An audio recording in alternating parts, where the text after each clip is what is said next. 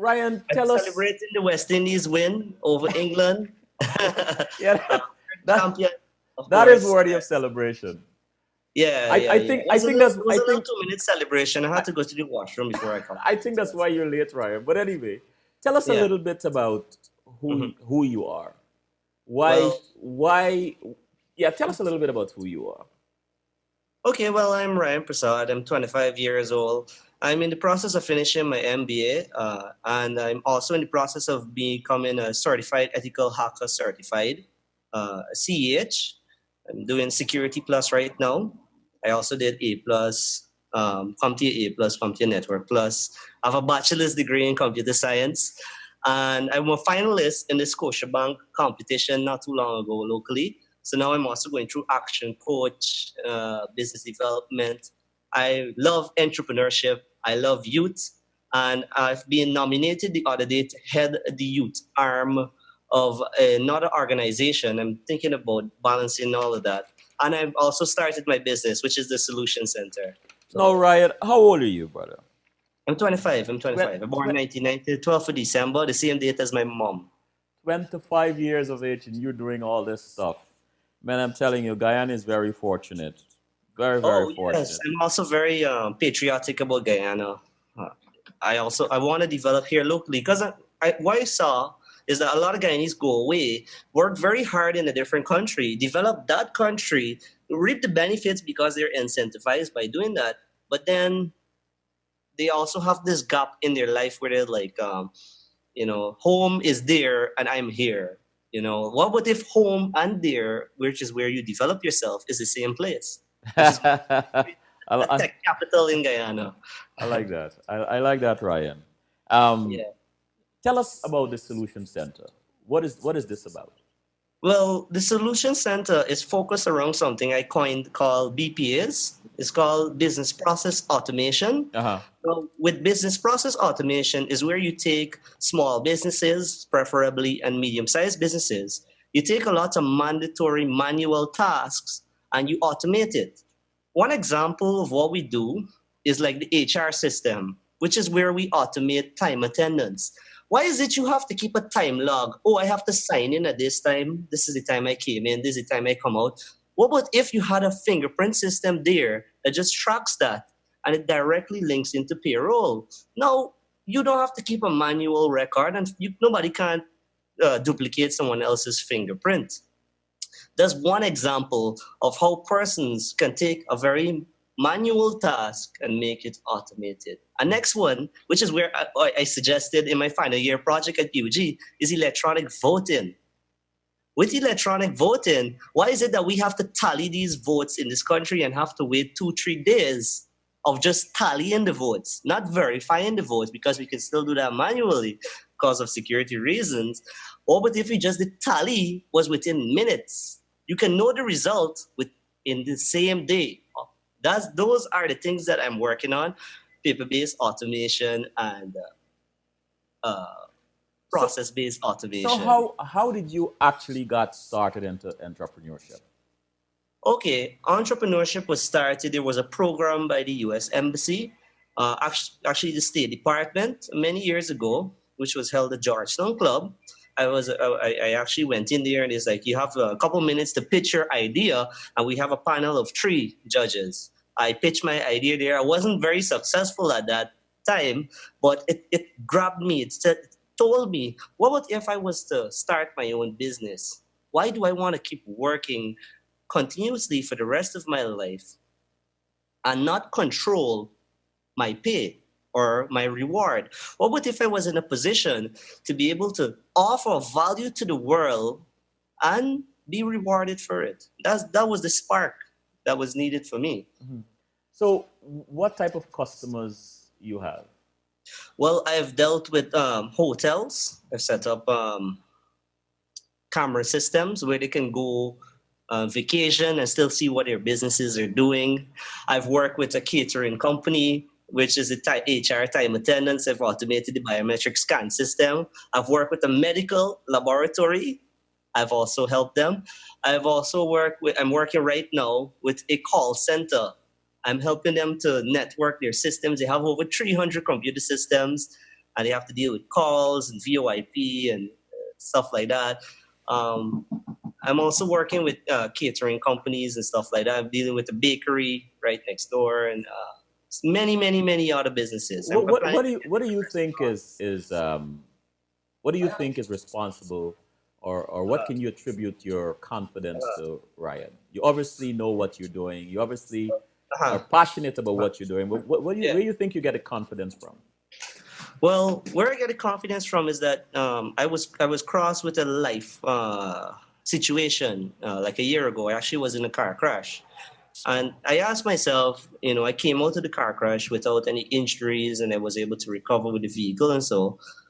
Uh, what do I want to do with my life? Do I want to continue working this 9 to 5 job, or do I want to take the leap and do something beyond, which might be rewarding?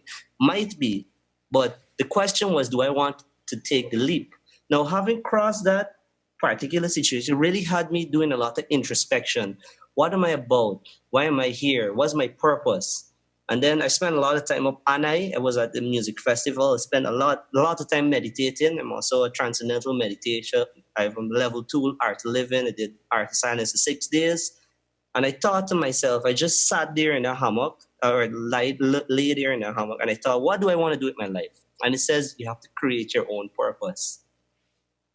Wow. So this is me using what I've learned, what I know, or where I want to go to create my vision and create my purpose of what I want to accomplish in my life.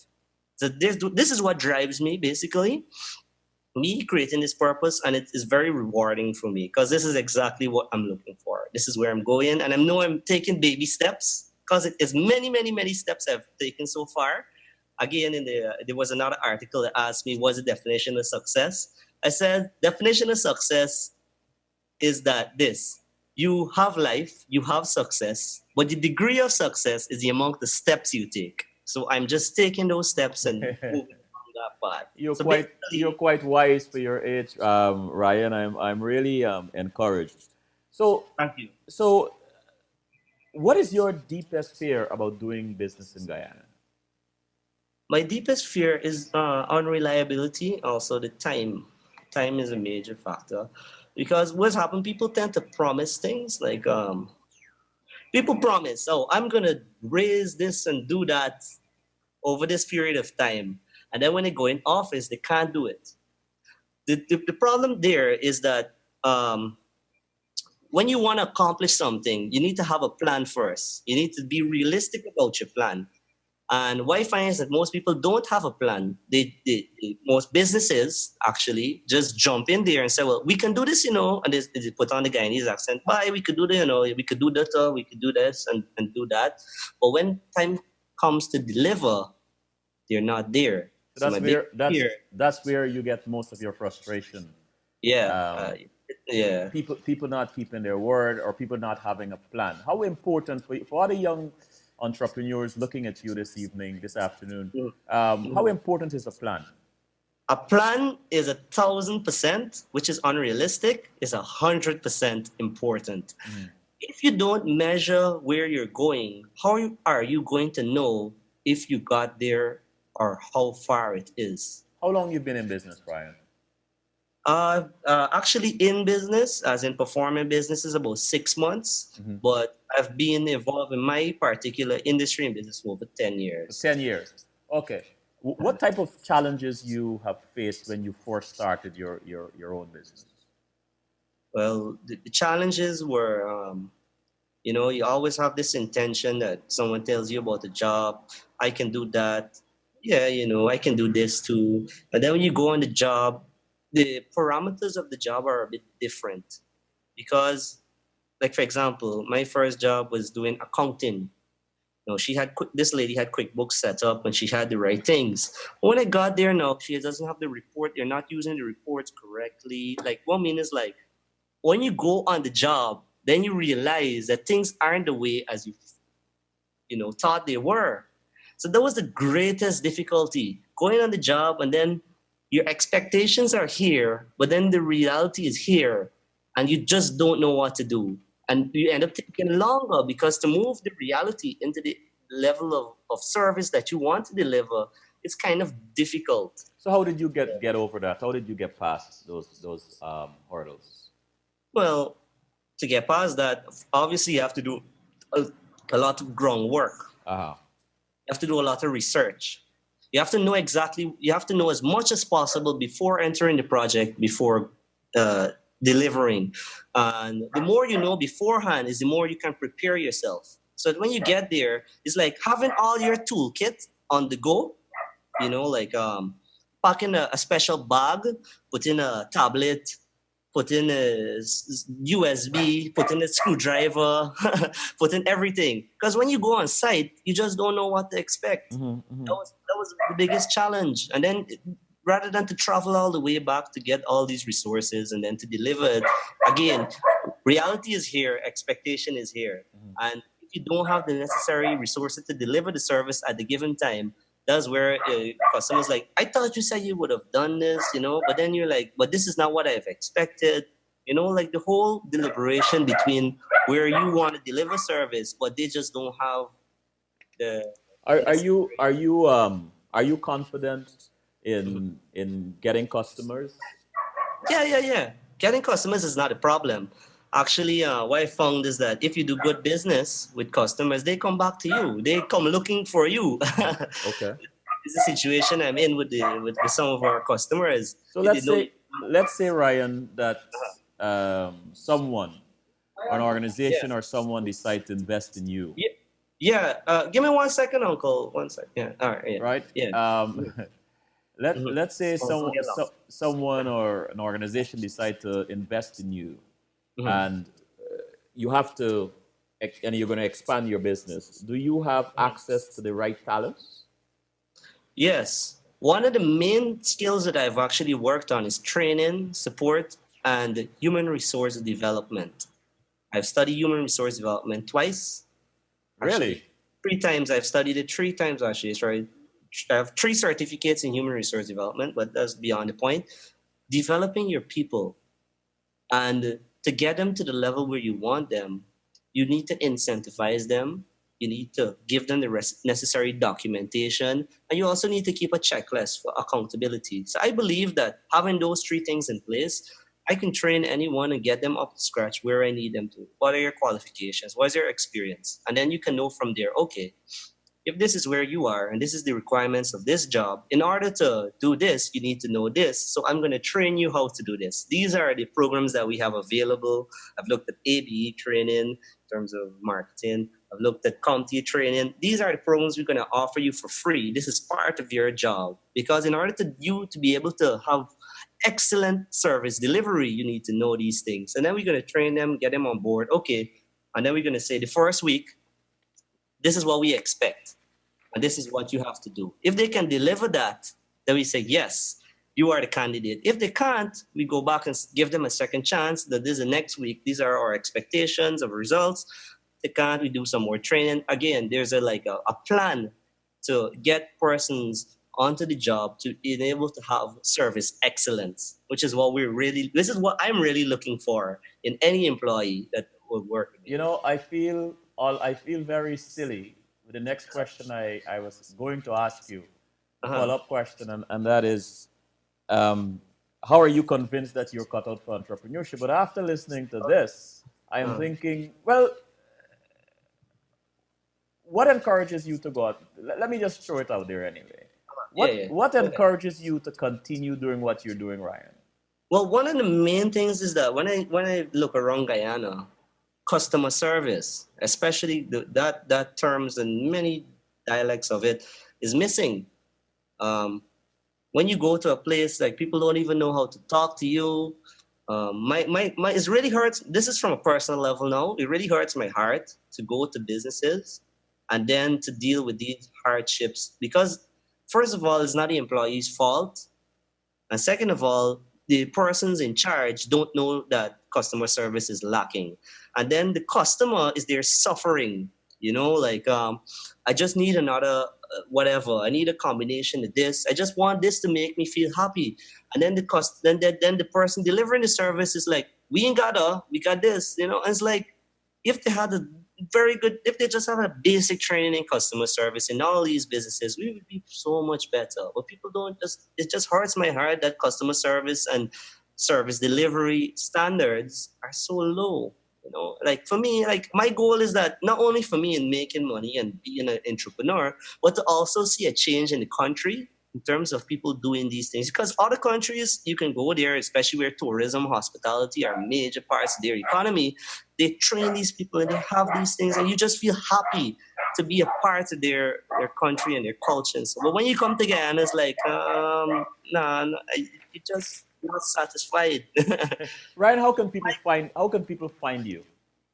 Uh, Find me on Facebook, Ryan Persaud. You can find the Solution Center. I have a number, WhatsApp, 643-9775. They can get on to me, solutionsguyana.com, solutionsguyana@gmail.com. There are many ways. And what is most rewarding about what you're doing? The most rewarding to see the results. And when I say results, right, I don't mean like financial results. I mean like the non-financial results, the strategic results, which is basically seeing people happier, seeing people less stressed. Because again, I do a lot of meditation. Actually, I went to transcendental meditation yesterday, group meditation, uh, just to see people have a reduced level of problems in their life. I'm a problem solver. Again, the solution center is to fix problems. You know, having met with a doctor of psychology many years ago and going on to studying certain basic psychological terms and terminologies, we need to have EQ. The emotional quotient of our country is missing. We have development in business, we have development in economics, but we, the people, are not happy, which is a measurement of the emotional quotient. I believe that's really missing, and I believe that's really was necessary right now because it's not all about progress in these financial aspects. There are a lot of non-financial strategic aspects that really need to be in place because not because you have the interest of the people, meaning that you would be able to deliver what they need. But let me Because ask you a question. You're talking about that. yeah, If if there were to be a movement of yes, young entrepreneurs, right? yes, Young people doing business for themselves and so on. What do you yeah. think that will translate to? What do you think that will mean for young people and for Guyana? Okay, well, one statistic is that 80% of employment in one of these developed countries, I would believe that it would be America, comes from a small business. I believe that a small business provides several benefits to any country, especially a developing one. Now, having a small business, you employ people, you provide monetary benefits, but one of the things is that there's a circulation of wealth. Mm-hmm. Small business are the gears of any economy. They are what keep the wheels turning. They are what keep business going. Because large businesses are there. They already have their ways of making money. But without other small businesses circulating in the economy, I believe it would be very difficult to get further development. Small businesses also are very unique. Each small business can be categorized as very unique in itself. If you were to analyze each individual small business, you would realize that it calls for a creative skill to develop each individual business. So more youth getting involved in business is actually very encouraged because one youth will do it differently from another. Yeah? The Wh- whole way of approaching it would be different. What And type of what type of reaction you got from your peers, your friends when you first started? uh, at first, I did it. They didn't really know what I was doing. I was a lot of behind the scenes. I had a lot of coaching. Um, I had a lot of internal development I was going through. Like Mm-hmm. they didn't really notice it. They were like, "Oh, you're doing this, you're doing that." Yeah, but only when they saw like the Scotiabank competition, and then being a part of programs like this, and then flying away to Jamaica, doing Startup Jamaica, then they started to be more interested. More people are interested in the results, but I believe life is like an iceberg. People only see what's on the surface, but below it's 80 times more. Yeah, iceberg below the surface is 80 times more. Yes, I got it. of what is shown. So it's a lot of work I had to do behind the scenes before people start to really notice what I was doing and where I was going and so. What do you believe is your most valuable asset as an entrepreneur? My most valuable asset is something that I would term my competitive advantage. People also have the other terms for it, my unique selling point, or basically what makes me different as an individual to sell my skills, which would be my IT area, Mhm. and also being involved in a lot of meditation, I would Mhm. say. Those are the things that drive me the most. So Ryan, what Not having done that, it would be very difficult. where do you see the solution center in 5 years? Well, in 5 years, I plan I have a 5 year plan actually. So I'll go into the details of that. I really want to expand to the Caribbean. I Mhm. see myself leading technology in the Caribbean, specifically a lot of partnerships with World Bank and with Jamaica, which they're 5 years ahead of us, by the way, already. 5 years. Yeah, they're already 5 years ahead of Guyana in terms of their service delivery, in terms of IT, their infrastructure, in terms of they have a functional 4G network, they have a faster internet connection. Like those things are critical, right? They already have those things in place. So for me, 5 years, I see my business utilizing these new technologies and delivering very great service. I see myself not only for developing where Solution Center is, but in terms of developing the Caribbean, getting us on board onto the online market. A lot of things locally are not out there. Actually, I have a product called the Sweepy, which we innovated in another young entrepreneurs and innovations of Guyana, which is a Florida partnership we had.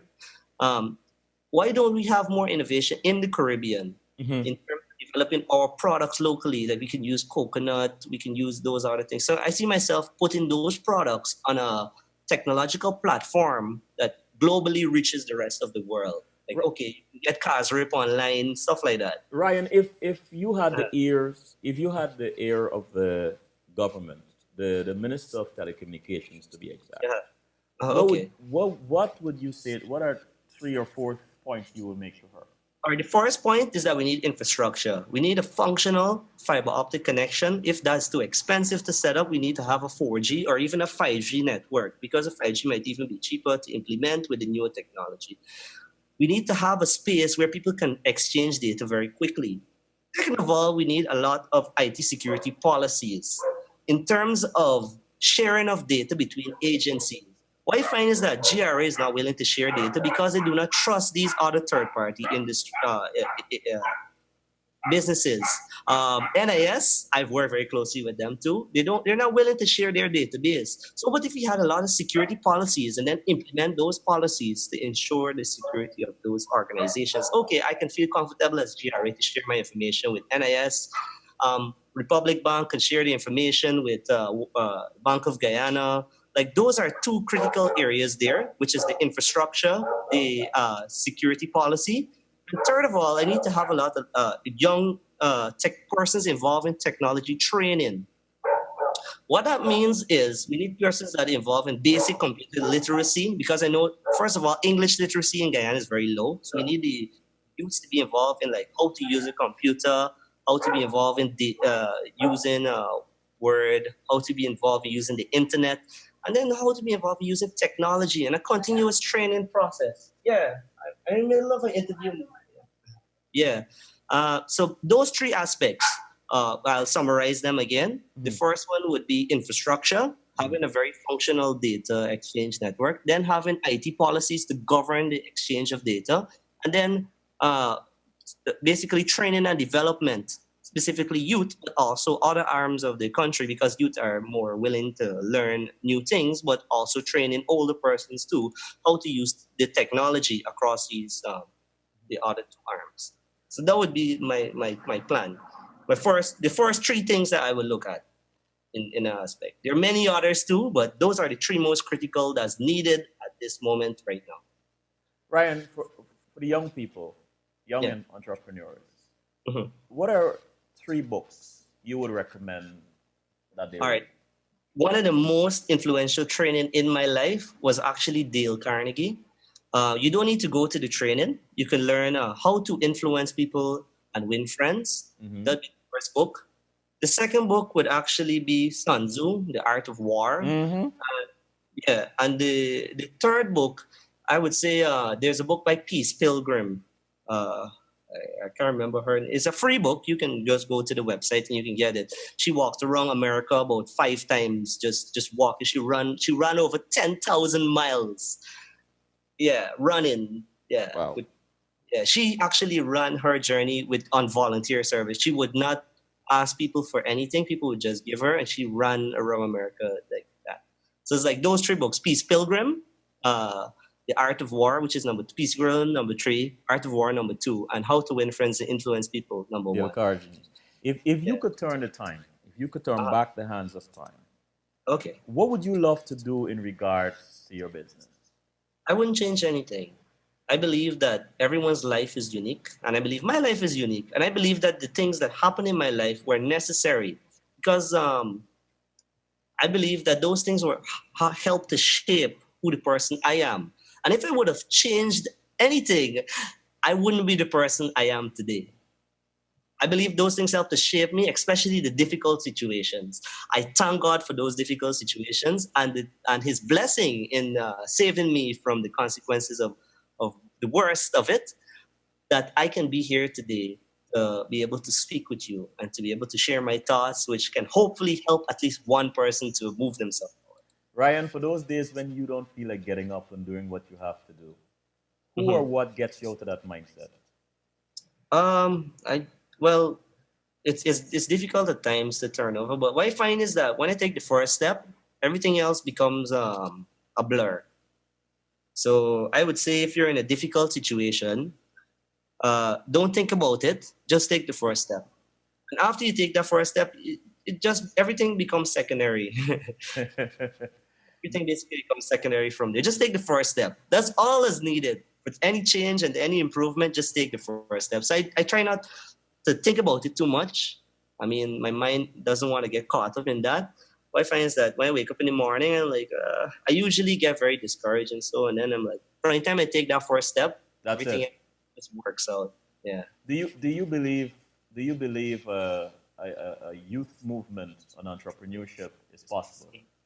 I believe youth entrepreneurship builds business, small business, large business, medium business, commerce, e-commerce, business development, training, support. All these things are what are necessary most right now. Education, re-education.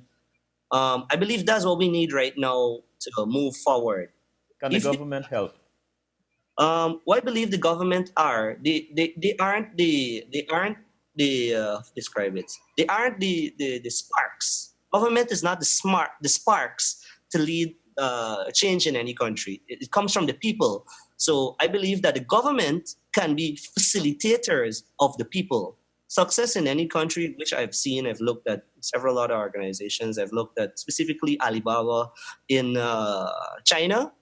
He found a way to help the people to do more in his country. So I believe the government could just do more research into what motivates the people, and then to help to bring the motivating instruments to the people. I believe that's what they need to do. They can't help the people to do what they do because it comes from internal spark. The people themselves need to see where they are and then move forward. I believe that what the government can do instead is to facilitate the sparking of the people. Ryan, Ryan, thank you. Yeah. You are quite an inspiration, and what I've been Wow. hearing from the people who referred you, I Mm. have to agree they're correct. But you're much more than what they say. You're quite an inspiration and a young leader. And Thank you. I'm hoping that the Solution Center continues to grow, and Yeah. and all your wishes, all your desire, and all your vision for it unfolds in a wonderful way. Thank you very much. Thank you. Thank you a lot for this opportunity to be able to speak. I don't know who I'm speaking with or what is out there, but I hope that if just a bit of the message which has helped, yeah, I'm coming. If a bit of the message which has helped me can help someone else, that would just be enough to You're welcome. You're swap. welcome, brother. Good Yeah, evening. man. All right. Good afternoon. All right. Bye bye. All right. Bye.